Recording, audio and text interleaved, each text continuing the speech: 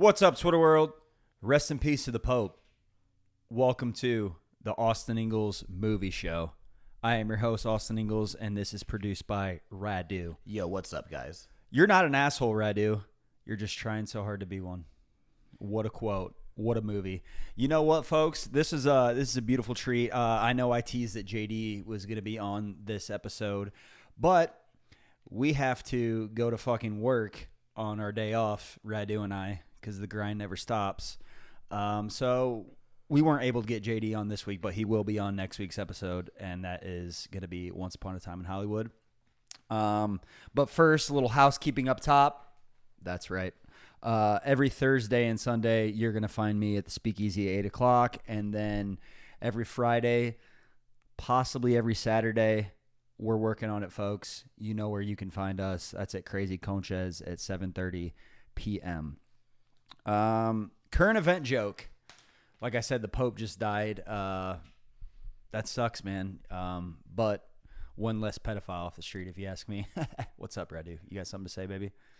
I'm just now finding out the Pope died. Really? Yeah. I was that guy that told you that? You broke the news. Also, I didn't have this for a joke, but Kanye West just confessed to sucking his cousin's penis until he was 14 years old. So that's in the ether now, too. So we can't talk about the social network without talking about what's happening in the metaverse, if you will.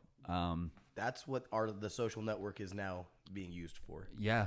Social network. Facebook is called Meta. So correct. That's one thing that we'll talk about later. But current event joke. Easter is my favorite holiday. Easter just passed.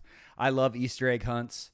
I love tricking the kids at church and making it harder for them to find their parents. Okay. Radu's mouth went. Fucking, bro. What did I do? Leave those kids alone. That joke hit hard the other day on Saturday. The set I didn't record. God, I'm going to kill myself.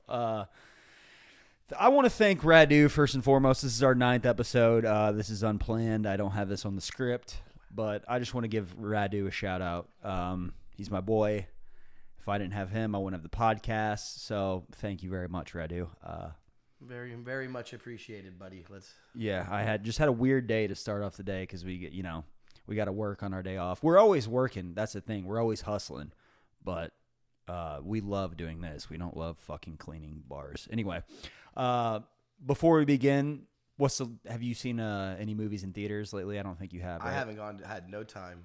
That's all right. Me either. But I am going to go see Sinners because I've heard it's incredible. It got 100% on Rotten Tomatoes, and I'm pumped about that. 100?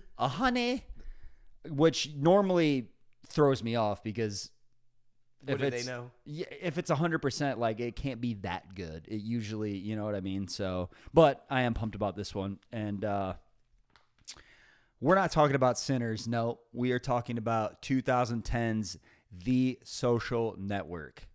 And where you can watch this movie at, if you want to watch it after this episode, go on Hulu. It's on Hulu currently. Probably on Amazon Prime too to rent. But if you have a Hulu subscription, watch it for free. Like I said, this came out in the year 2010. The summary of this movie, this is recording, right? It's fucking, normally I can see the little time on the, are we good? Mm-hmm. Okay.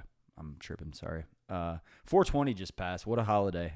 In 2003, Harvard undergrad and computer genius Mark Zuckerberg, played by Jesse Eisenberg, begins work on a new concept that eventually turns into the global social network known as Facebook.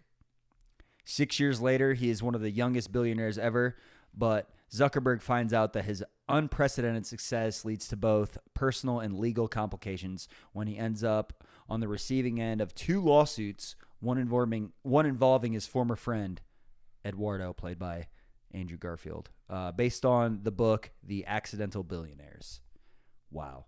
This was directed by David Fincher, and yes, another Fincher movie, folks. Let's see here. The impact of this movie. We're gonna start there. The Social Network has maintained a strong reputation since its initial release, as commonly ranked as the best films of the 2010s and the 21st century. The Writers Guild of America ranks Sorkin's screenplay the 3rd greatest of the 21st century. Aaron Sorkin, the writer and screenplay, did the writer and screenplay of this film. Let's see here. Oh yeah, did I say that we watched this together? No. No, I haven't yet. No. I did meant to say that too up top. This was the first movie that Radu and I watched together before I flew back home.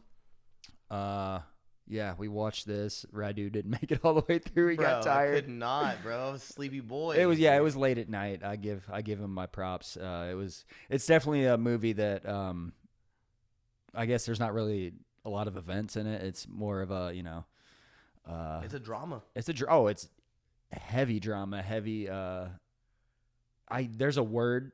You said something court disposition movie. Yeah. I'm so stupid. Esquire named The Social Network as the best of the 2010s, calling it the Citizen Kane for the internet age and dubbing it the movie of our new millennium. With Facebook going from a utopian world-shrinking force of good to a potential threat to democracy. Wow, they called that. Esquire wrote, Fincher seemed to sense all of this and more than anyone else in 2010. I agree. It's ahead of its time for sure. I remember when this movie came out just thinking like, wow, it's weird. Normally they make documentaries and, think pieces like this 30 or 40 years after the person has died. Mark Zuckerberg is very well still alive. He was very much in his prime. It reminded me a lot of Private Parts, how it was like everything leading up to his success. Howard Stern, yeah. Yeah, so it's like it literally was just, it's the story up to the point, and then we get to look back on it really now as like a time capsule and be like, yeah, that's what they said was going on. And it's based on real stuff. Yeah, it's based on real shit. Since its release, The Social Network has inspired involvement in startups and social media, obviously. Bob Lissette has stated that watching this movie makes you want to run from the theater, grab your laptop, and build your own empire. He's not off. I remember a lot of people. I launched my website since we watched this last. You did? Oh, yeah. Oh, shit. Oh, yeah. There we go. See right there. Noting that The Social Network has helped fuel an emerging perception that teaches techies have become the new rock stars. Techies. This has led Dave Knox to comment that 15 years from now, we might just look back and realize this movie inspired our next generation of entrepreneurs. They're not wrong. After seeing this movie, Zuckerberg was quoted as saying, interested to see what effect The Social Network has on entrepreneurism, noting that he gets lots of messages from people who claim they have been very much inspired to start their own company. I'm sure him and Jeff Bezos on a daily basis get this. So nothing new there. Well, we have a category where I ask where you were when you watched it. I know where you were when you watched it first. That's a special little moment. Wow. What was that, 2 weeks ago now That at this was point? 2 weeks ago. Mm-hmm. Yeah, I was in my living room watching it with my buddy, which is, you know what? I feel like at some degree it is a buddy, not a buddy comedy, but a buddy drama movie. That's actually exactly what it is. That's a beautiful point. Thank you. I've never seen anybody call it a buddy dramedy. Thank you. And that's good though, because it has everything. It's got drama in it. It's got comedy. There are some thrills, if you will. But yeah, it's a good, and I'm gonna bring that up later. Actually, thank you, Radu. Look at you. We're on the same fucking page. When I watched it first, I remember renting this from Family Video in Kewanee, Illinois, and I remember, this was back. This was in 2010, so people were still renting movies. I remember, not to age myself, I remember when movies would come out at Family Video, and people wanted it. Like they'd have. When the new release came out, you just have one or two of the movies after they age out or whatever, one or two copies. Nope, not Family Video. They'd have like 3 or 4 shelves worth of these movies, and I remember getting like one of the last 2 of this. I was so hyped, which Family Video was a 15-minute drive from my hometown. So like if you go to the movie to get the movie and it's not there, kind of ruined your night or weekend a little bit. But now we don't have to deal with that because of social media and streaming and all that bullshit. Rotten Tomatoes. This got a 96% on Rotten Tomatoes. That's very, very right on par, I think. Do you think they gave him the score because it was, again, who directed it? Possibly. Because what, Fincher? Yeah. Yeah. I mean, this is one of Fincher's best. This is, if not his best, one of his best movies for sure. And does Fincher have like a cult following? You would think? Oh yeah. Yeah. Fight Club 7. Okay. Yeah. The audience score gave it 87. I think it's because like I said, it's a disposition movie. There's a lot of court, a lot of talking, a lot of, all that. So it isn't fast paced by any means. And I think the audience score is wrong on that one. What do you think? I mean, I feel You like agree with a 96? I mean, I think I agree with the audience just because I even couldn't make it through the end, and I was, I like the movie, I like the concept and everything. Yeah. I think the everyday movie watcher who's probably like trying to throw their opinion in the ring, especially for like a big movie like that, they ain't built to watch a movie like this. You'd think so, huh? Well, Yeah. I mean, I don't agree with them. wow. I'm with the So Rotten you're with the Tomatoes 80. You're with the 87 score. score. No, I'm with the higher score. Oh, you're with the okay. With I the fuck with higher that. score. Okay, good. Like the people who You also like walked out right before like Justin Timberlake gets busted with like it's like kind of a build up, and you walked out right before the fucking payoff. No payoff. Yeah, I love that. But yeah, no, you enjoyed the movie too, so that should tell you right there he didn't see the payoff or the movie and still thinks it's a great film. So some lores or legends. Director Quentin Tarantino called the film the best of the 2010s, singling out the script by Aaron Sorkin, whom he described as the greatest active dialoguist. I agree. The dialogue in this movie is next level. The marketing line for this movie, I'll never forget it. I remember seeing this everywhere in 2010. You don't get to 500 million friends without making a few enemies. Ooh. It's iconic. Ooh, that's Yeah. Entourage. That is Entourage. That's Entourage for sure. Oh, that's Entourage. This movie is the rare PG-13 movie that allowed the F word to be used twice. Yeah. That's that Mark Zuckerberg money right there. That's that Mark Zuckerberg money. That's that Fincher. I think that's more Fincher than anything, just his swing. I believe I read that this was going to be rated R, but they didn't need it to be rated R, so I think that is one reason too, But yeah, this is for sure a PG-13 movie. And if it wasn't a PG-13 movie, it probably would not have inspired the wave of, because like younger people are using social media. Yeah. know? So it's like if it was rated R, it would have sold half probably. Yeah. I mean, this was the year after The Hangover became the highest like selling rated R movie of all time or whatever. And this isn't The Hangover. This is a completely different movie, so I don't think it would have got the reaction. A very specific type of kid enjoyed this movie and felt a type of way. I feel like. Well, this was huge in my school, but I also am from a small town, so I don't know what it did to them. Obviously, I grew up in the suburbs. So you don't remember. This wasn't a big deal for you, this movie? No, it came out and everyone was like kind of like, I remember all like the white kids being like, kind of like they held their noses a little higher up. Oh, for sure. Yeah, I could see that. One of our guys made it. I could definitely see that. Some more lores and legends. Zuckerberg stated in 2010 after the movie's release, "I just wish that nobody made a movie of me while I was still alive." I mean, that would be weird. So did they have his permission to make the movie and use his likeness? Like, I don't think it matters. It's based on a book, so like, I don't think he has a say in it, right? I mean, do they call him Mark in the movie? Yeah. You don't remember that? It was Mark Zuckerberg. It was then, Eduardo Sanchez. How can they use their names? I don't know.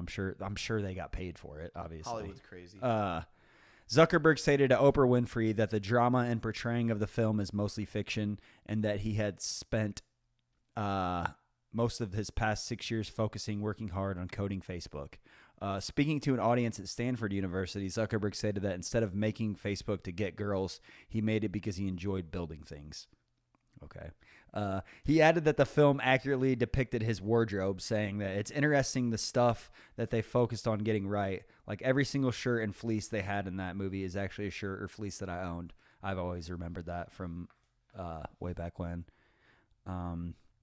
And like I said, most outfits that Mark wears in the film are things that the real Mark Zuckerberg has been seen wearing in pictures, with at least one exception, a T-shirt from a theater company that Jesse Eisenberg had belonged to.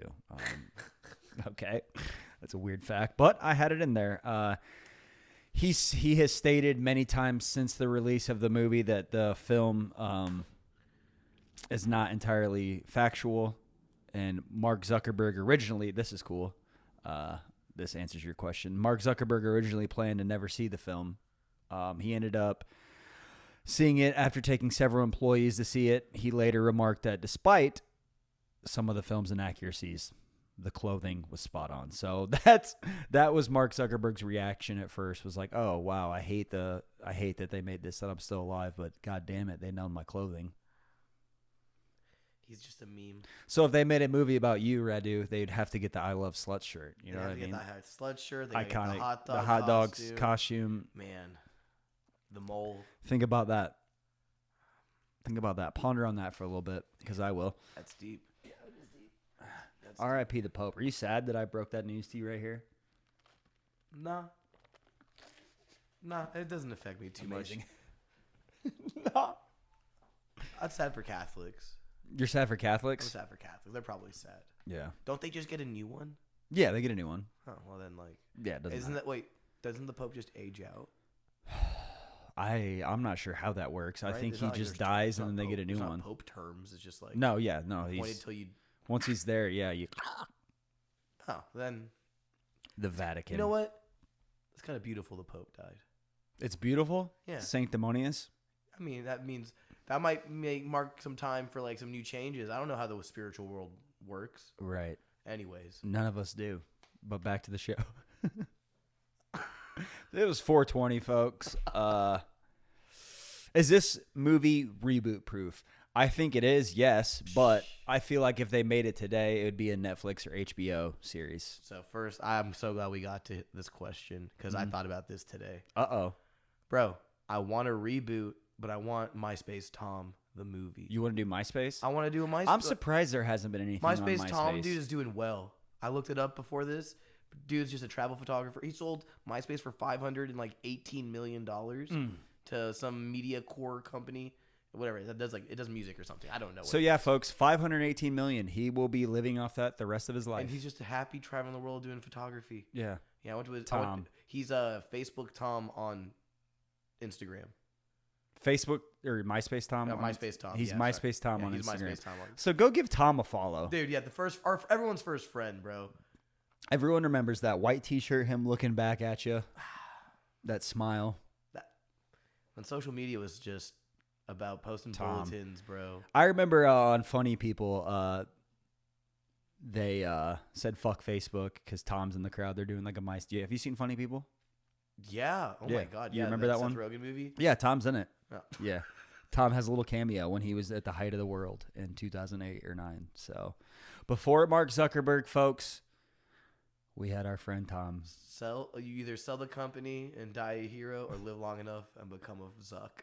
And becomes Zuckerberg, a fucking villain. But with all that said, real quick, I like Mark Zuckerberg. Yeah, I don't have an issue. Yeah, I actually think he's cool. I think he has actually had a really good rebranding arc. I can't deny that like Facebook hasn't been a huge part of my life. I'll literally remember. I remember the day I got one. Everybody was like, "Oh, you finally got a Facebook," and like the hot senior girl told me. Shout out to. That's just to see. I'm not gonna say her senior girls, bro. I'm not gonna say her name. But shout out to her. I had a crush on her, and I think she would always flirt back. She always gave me the. She had a boyfriend, but I felt like if she would have dropped that boy, I would have been right there. Damn. But she told me to get a Facebook, and I did. So since 2009, it's been 16 years since. Oh, not quite. I think I did it at the end of 2009. But yeah, how long have you had a Facebook? It's probably since the day it came out. Like 07 or 08. Look it up. Yeah. Okay, I could. Oh, obviously it was 04. You had one in 04. You think? I mean, I had a MySpace and went straight into Facebook.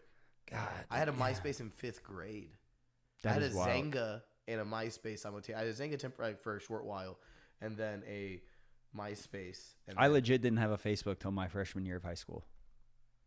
I had MySpace up until then. 2004. Yeah, I probably had it. I had. I mean, it's kind of dumb. We're looking it up. It was literally in the movie that it happened. Yeah. Whatever. They don't see that. Yeah. They don't see us looking stuff up, dude. Yeah. Well, they know.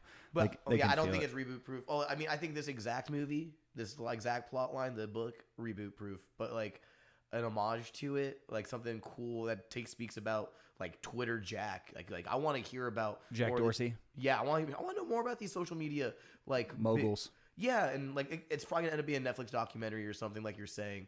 but it would be cool for a feature. Oh, film. it's not going to be a movie. There's no way it's going to be a movie. I think there's something beautiful about it being a movie. I know it's perfect. It's like a good 10. You thought it was a little too long because you fell asleep. But if we watched this during the day, you wouldn't have fell asleep. I would watch The Social Network, the play, in a heartbeat. If that was like a Broadway play, I would watch it too. Like that. Like the concept is actually fucking phenomenal. Oh like yeah, that is one thing I will say about it. Okay, I like that. Well, we're going right to like. So you look at that perfect transition. I like the CGI for the oh my god, the Winklevoss twins. That's a fucking. Oh, we tongue got twister. Armie Hammer from this movie. That's yeah, right. we did. That was unreal for the time. I thought they were actual twins until like, whenever it came out that they weren't. That Armie Hammer, yeah. Just like Lindsay Lohan in The Parent Trap. I really thought she was two girls up until like she got famous again in the early 2000s. I'm an idiot. And that's who you want in your movie is an idiot that thinks that they're actual twins. That's what this podcast is for. The autistic idiots. Who just believe that movie magic is real. Yeah. That was great movie magic for 2010. Yeah. You can't tell me that shit doesn't hold up still. I feel the same way, not to get off topic here, but Jurassic Park it's a podcast, and stuff. baby. Jurassic Park holds up. I don't like Jurassic Park. I'm going to be honest I love with the you. first one. But the CGI, I'm like, this is more believable than anything I've seen like now, today. like Godzilla vs. King Kong.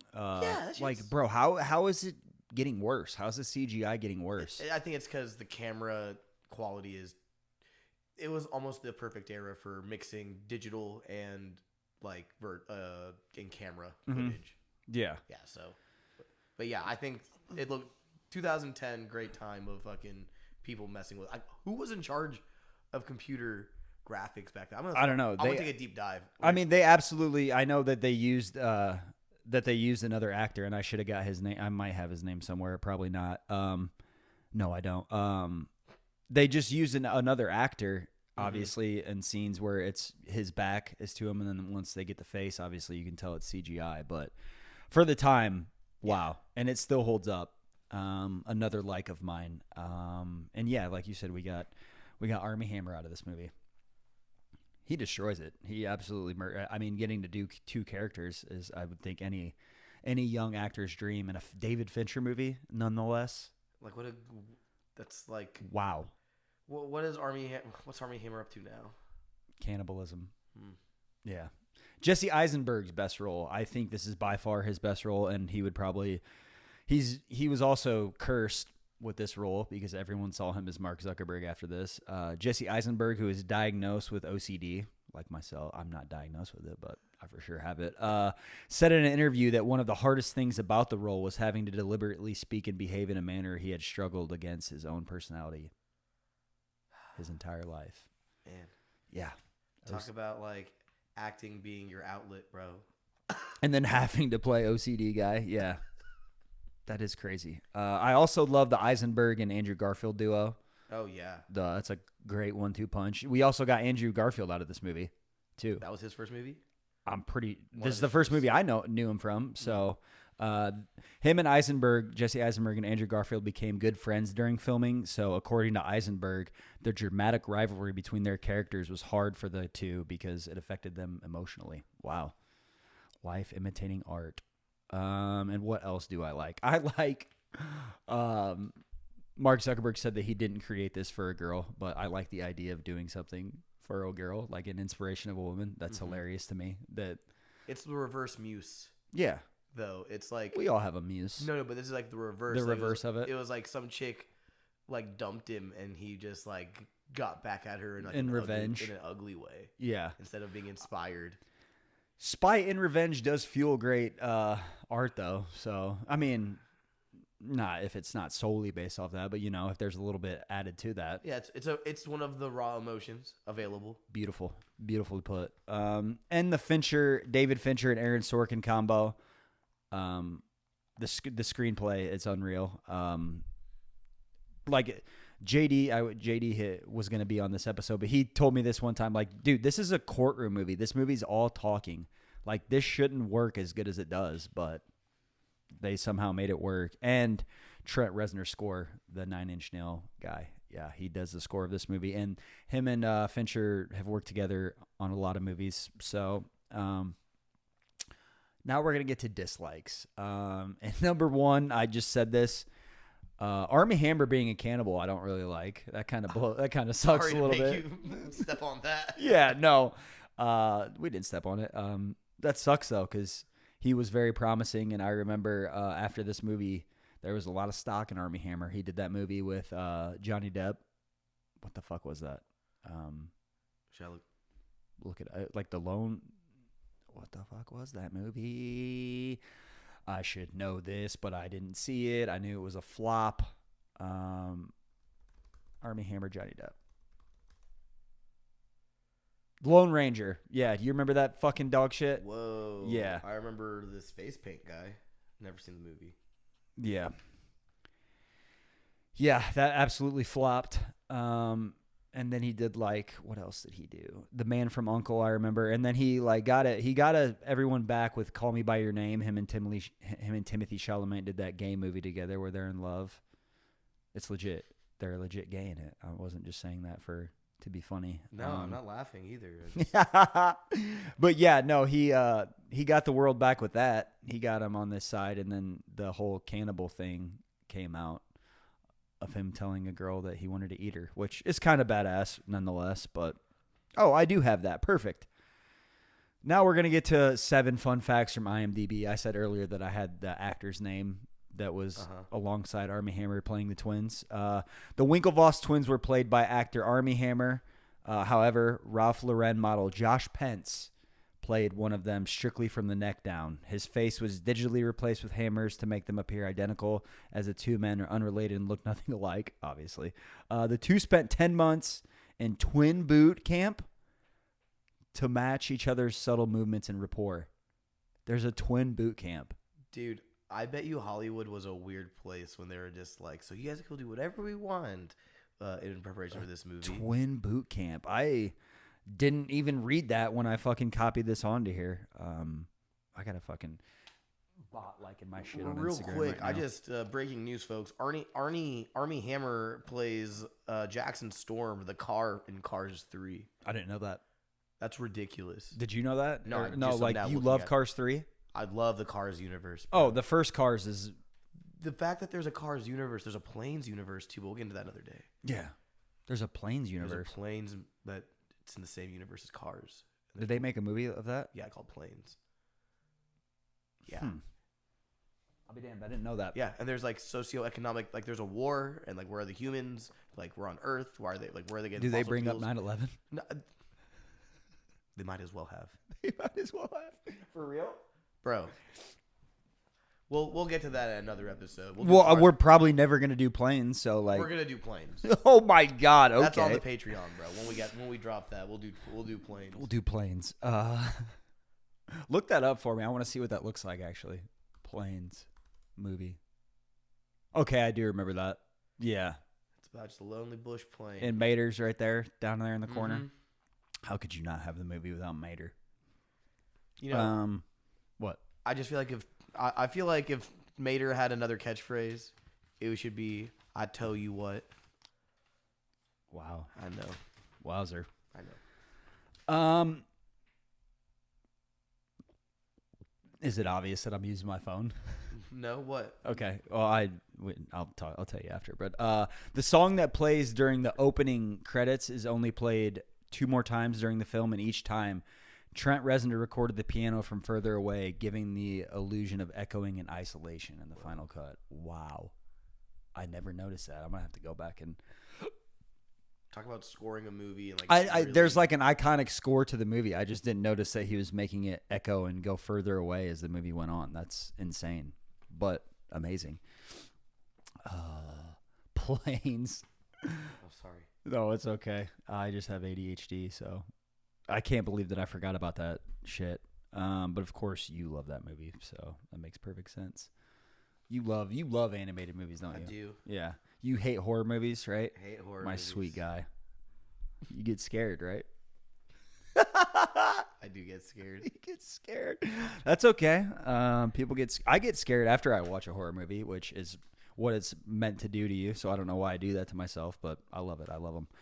A good deal of the shots in the film depicting Harvard's campus were in fact filmed at Johns Hopkins University in Baltimore. I smoked weed with John Hopkins. Nice. Including the opening scene in the trailer for the film. I smoke weed with John Hopkins.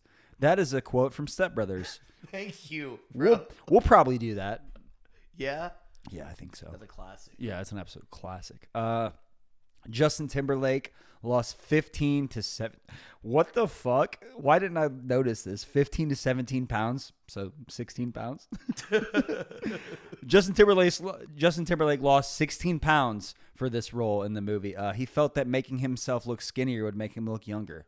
I can't argue with that. You mean more like a cokehead and emaciated? Because it worked. Yeah, he's not wrong. What a hunk. Justin Timberlake was the only actor who met his real life character, Sean Parker, prior to the founding of the Facebook in this film. Armie Hammer and Josh Petts met their real life characters, the Winklevoss twins, after filming. The twins enjoyed their portrayal so much they attended a couple of the screenings of the film. Wow. That's pretty cool. That's pretty cool. Because they were portrayed like absolute bitches in the film. Little rich boys. Were they not? Weren't they little fucking prissy boys? No, I think In some parts they were. Not really, because like I feel like that was still alpha Harvard. Oh, they for sure were alpha Chad characters, but like they were also like spoiled rich kids. Like getting the meeting for the they represented all of the kids at the school. Like that was everyone there. And the only counter characters was Mark Zuckerberg. And Eduardo. And not even Eduardo, because he was still a Nepo baby too, who just happened to be like a foreigner, and so he was trying to rush the frat. Mm-hmm. So it's they represented all of the clubs. So I don't think they were to say they're spoiled and whatever. They all are. Even Mark Zuckerberg's character. Yeah, it's not like he was like. I mean, white privilege for sure. Yeah. We're not wrong about that. There's 0 black characters in this movie. Right? Holy shit. Yeah. Anyways. It is a very white movie. That's probably what you could put it for dislikes, is that there are 0 black characters. But I'm sure Mark Zuckerberg in real life didn't have a lot of black friends. So that is a white cast. Shout out Brenda Song.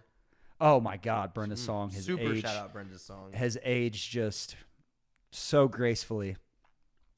Asian don't raisin is what they say. Have you heard that? No. Oh, okay. That is there is a black girl actually. Rashida Jones is in this movie. Oh. You know who that is? No. You will if you look her up. Go to the right there. Oh. Yeah, she's in The Office. I love Rashida. Yeah, she's Quincy Jones's daughter. So she's a for sure Nepo baby. Okay. Yeah. Fun fact. Dude, are you in my notes? Brenda Song said Disney execs almost didn't let her accept her role because of her bathroom sex scene.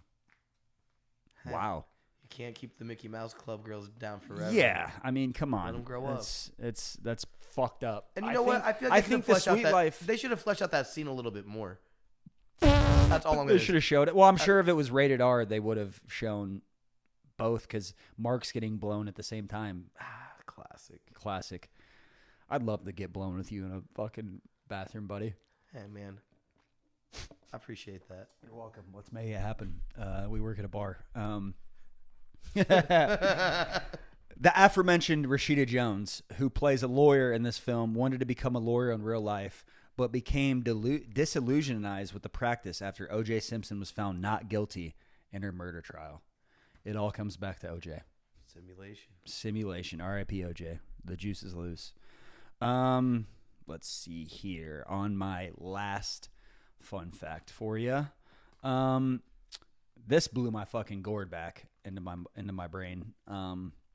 This film had more visual effects shots than the 2014 film Godzilla. Think about that. This film had 1,000 and Godzilla had 960. Visual effects? Visual effects, yeah. What are they classifying a visual effect as? Do you know?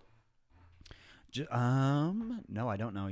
Like every scene with Armie Hammer? When Eduardo, when Eduardo and Mark are talking outside of the Caribbean party, you can see hot air blowing out of their mouth.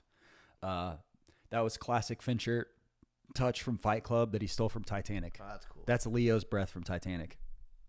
Yeah, that was all. Reusing assets. That was also in the Fight Club when. That's kind of fucking cool. Yeah, I knew that'd blow your mind. That's kind of cool. Yeah, that's just a Fincher touch. Shout out Fincher, bro. Shout out to David Fincher. We're gonna do a lot more of his movies, I'm sure. But yeah, our first repeat director, David Fincher, and our first repeat actor, Jesse Eisenberg. Because didn't get a lot of love for 30 minutes or less, but that's okay. It didn't have a huge following. You're right. It's a cult movie. Right. Yeah. Yeah. But hey, we're building. We're going. We're just gonna keep stacking them up, folks. We're gonna keep stacking them up and putting them down. Mm-hmm. Yeah, I think it would have been good to hear JD's take on this movie. I know he likes this movie. He is a little bit older than me, so he obviously has he would have been what? I don't want to age him, but probably like he would have been in college when this movie came out, or just out of college. So I mean, he would have been around Zuckerberg's age when this came out. So that would have been I would have been really interested to hear what he had to say about this, because I remember I was in freshman or the crazy sophomore part year about social media and the social network and like its existence in the real world. It's like one day we were all playing outside, and then we all stopped. Yeah, we used to go knock on doors and be like, "Hey, can Austin play? Yeah, can Austin? Hey, is Austin home? Can Austin come out?" You know how you could tell? You said you grew up in the suburbs. Did they have this in the suburbs? Because this was small town America. You know how you knew where your friends were? You'd see all their bikes laying around. Oh yeah, yeah, right. Man, tell me why people always piss on my handlebars. What? I don't know. My friends would always just piss on my handlebars. That is crazy. I've never heard that. Yeah, that's not what your friends didn't prank you like that. We're clipping that. Did you piss on your friend's handlebars? If so, drop in the comments and let us know. Yeah, that shit was not cool. This is before social media. Silly pranks happened all the time. They'd piss on your handlebars? And we would ride our bikes to Blockbuster. Yeah. And we'd get back. What? And then they'd be like, "How was the ride?" I go, "It was good, like normal ride." And then he'd be like, "We peed on your handlebars." That's so fucked up. All of them would do it? Let's go beat your friend's ass. That's okay. Bro. Oh, it's okay? That's okay. All right. That's I just have this weird wart on my hand now, but yeah, from your friend's piss. Yeah, dude. One day, let's see. My youngers. A lot of people obviously know I'm the oldest of 8 siblings, and I have a lot of younger siblings aging from 18 to the youngest is Harper is what she's about to be. She's about to be 12. So yeah. Yeah, they have no concept of, well, that's not true. They're from a small town. So riding bikes and shit, they still do. The small town living hasn't really gone away, but social media, they all are on their phones all the time. Like they have. I think it's a tragedy when parents don't wait to give their kids phones and tablets. Like, yeah, I don't have a kid. I don't know what that's like. I just seen it with my own eyes. Yeah, they've all had cell phones. I know for John is about to graduate high school, which is insane. I'm about to have a brother that is graduating high school. I have a sibling in every grade of high school right now. No wonder we're getting so many views. They're all just watching it twice. Hopefully, I know a lot of I know some of their friends are subscribed to me, so shout out to them. Shout out to the boys. Yeah, hey boys, leave a comment if you want to get a shout out. Hey, the youth is what controls the clicks and shit. So if we're not hitting the youth, then we're not gonna hit anybody. You know what I mean? And I would love to hit a kid. That's my boy. Especially my little brother's friends, those little fuckers. I'd love to beat the shit out of them legally. I can't wait, actually. I'm going to kick their ass. They deserve it. In a good way, just to let them know they're a part of the family. Anyway. But yeah, dude, it blows my mind because, like, they also, John, my brother, told me that The Truman Show is the only movie he's seen out of all the movies that I've done, which is crazy to me because that's one of the older movies that we've done. But, kids these days, man, I think it's all series. It's all Netflix series. It's all HBO series. They don't really watch movies. Unless it gets in the top 10 on Netflix for whatever reason, yeah. They're not going to watch it. They're not going to just discover. Very few people are going into the queue, searching through the things and seeing what's available in the catalog. Yeah, it's the algorithm really controls viewing these days, and This was the first movie I remember hearing the word algorithm and being like, what the fuck are they talking about? But they say it a lot in this movie, algorithm. that one kid says he's going to create his own algorithm for dating before Mark makes the page with rating the girls to farm animals or whatever. Or no, he was going to do that, and then he rates them side by side, which was just Tinder before he created Tinder drunk, essentially. It's wild. Yeah, dude, this movie is crazy ahead of its time. And that brings us, is this a cult classic or both? And obviously it's a classic. You could argue it's in the top 5 movies of the 2010s. Mm-hmm. So many journalists and, directors and actors have all put this at number 1 of the 2010s. Like I said, director Quentin Tarantino said this was his number 1 film of the 2010s. If that doesn't tell you that it was a great film, I don't know what does, because he's the biggest film nerd there is. So, I think I saw him doing an interview on BET recently.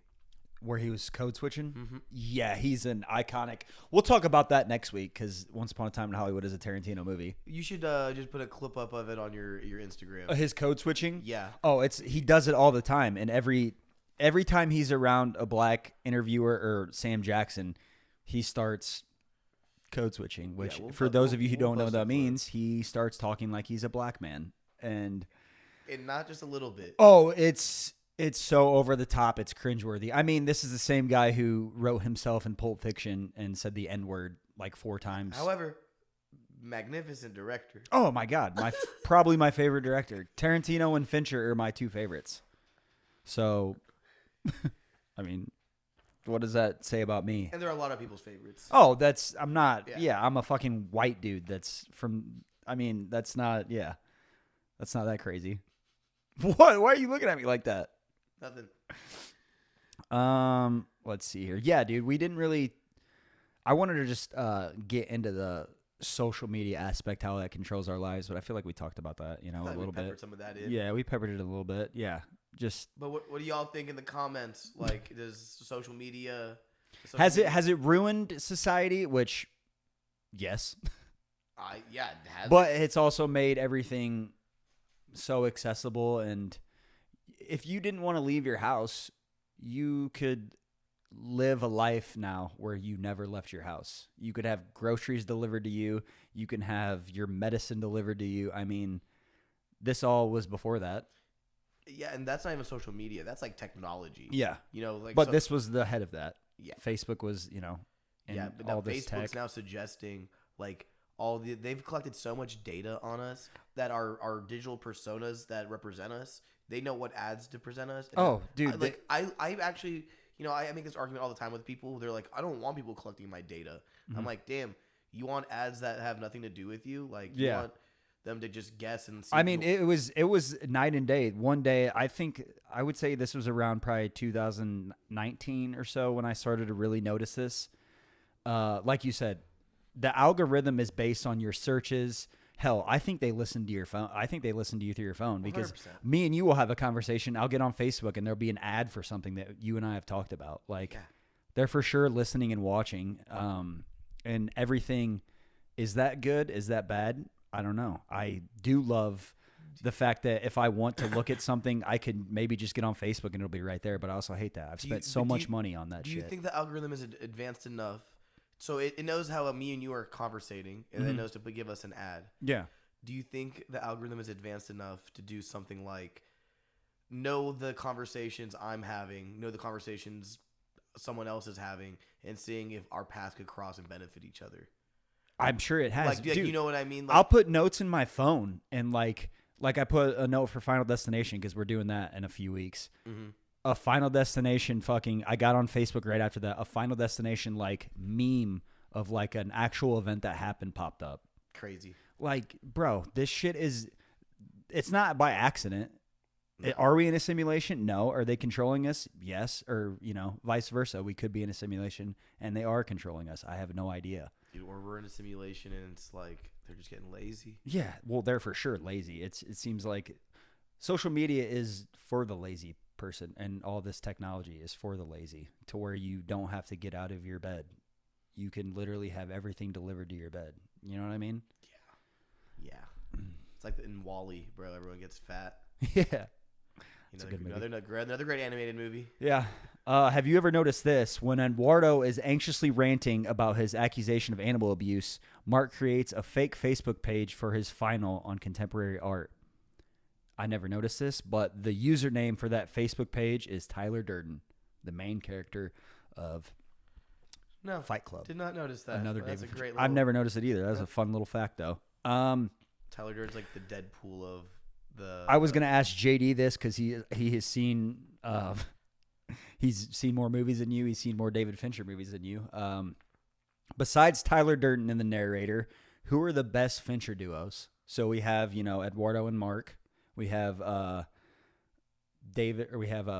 Pitt and Morgan Freeman in Seven, or we have Jake Gyllenhaal and Robert Downey Jr. in Zodiac. See, I was gonna ask JD this because he's seen all these movies and he knows. I